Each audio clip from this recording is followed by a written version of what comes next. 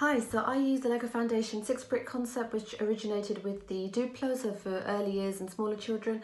I adapted it with these 2x4 bricks, the regular Lego system bricks, and I use this in several different ways. One, which I'm really happy to share, is using it in research methods and teaching psychology. So my students would have a 6-brick stack on their desks when they come into their lessons, and I would ask them, okay, recreate a study using 6 bricks. So they really have to think of the aspects that will allow them to display 6 bricks for example, the strain situation in psychology. So they'd probably be thinking about how to place them and what to do with them.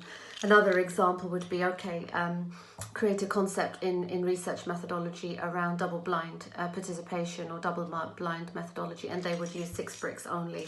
Another way is how to think about regions of the brain. So I may say, right, memory is yellow, blue is language, orange is visual. Think of an activity where you may use these 3 aspects simultaneously.